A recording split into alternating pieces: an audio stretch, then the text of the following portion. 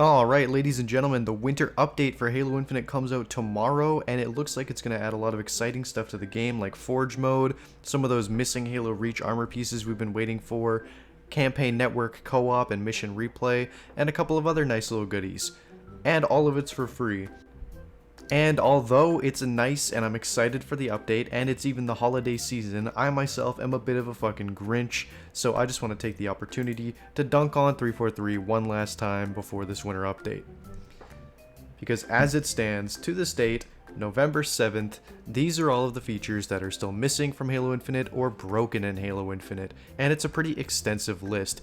I try not to bloat it with too much stuff, like under game modes, I'm not going to list every game mode from every Halo that isn't in Infinite, because I don't think that's fair, and I'm not talking about maps and stuff like that. This isn't even touching on a lot of the systems that do work in the game, but people just have a problem with, myself included. These are things that are objectively broken, not working the way they were intended, or things that are actually missing from the game. And I wanted to just touch on a couple of these things that I found particularly interesting.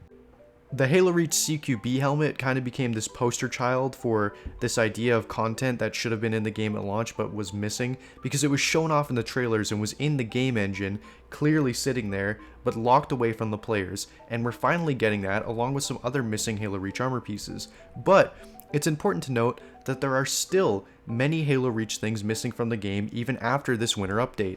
Things like the Gungnir helmet, the pilot helmet, the military police helmet, the security helmet. The list actually does go on.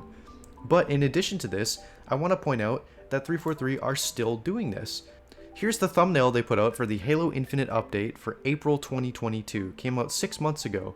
There's a nice little screenshot with some Spartans there, but you might notice the Spartan on the far right in the Rashaka core with this orange armor coating. This orange armor coating is nowhere to be found in the game as it stands. They keep on showing us things that we can't have.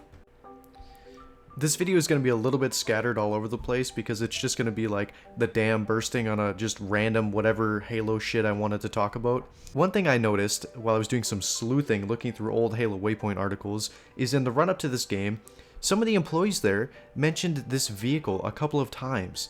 This mysterious vehicle that would sit in between the Scorpion and the Warthog in terms of power. And I just want to point out that these things were from 2021 when the employees were saying, yeah, this is my favorite vehicle, I'm the most excited about this one, and now we're almost in 2023 and we've heard nothing about these mysterious vehicles. And no, I don't think it's the Razorback. We also got some interesting little information, like in 2020 they said that there was some kind of surprise coming soon with visors. Now I don't know if this is supposed to refer to cross-core visors, like it was some big spectacular thing that they had come up with, or if this is referring to something else that just hasn't happened. Here's also a nice little thing about some guy who said that in his first week at 343, all he did was play the game, just for fun. And when you talk about these absolute copium, these absolute simps, white knights for this fucking multi-million-dollar company, and you say, how come Infinite sucks when they had 9 years to make this fucking game?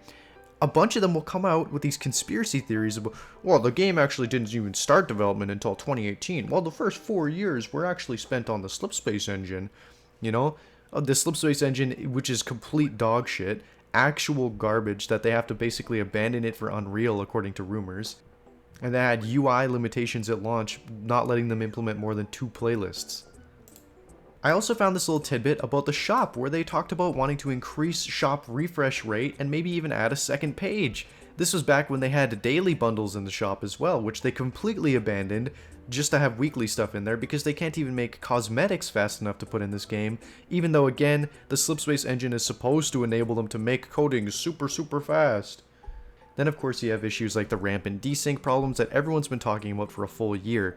And for this damage control, 343 put out this whole fucking like essay about why desync exists in their video game, explaining like down to the coding and details of like, here's what happens with registration and timing and servers and latency and all this shit.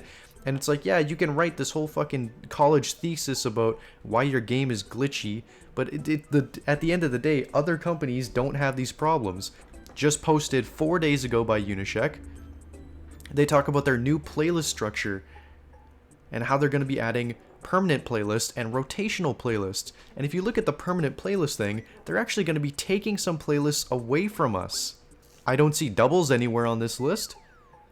And if you look down here in the rotational playlist thing, it says that, oh, there's team doubles and team snipers. So maybe one week you just won't be able to play snipers, and then the next week you won't be able to play doubles. And then what's down here on the social slot? Big Team Social and Rumble Pit, both playlists that are in the game right now permanently. So once again, one week you just might not be able to play free-for-all. Just might be disabled. And Big Team Social, yeah, that one's gone the next week.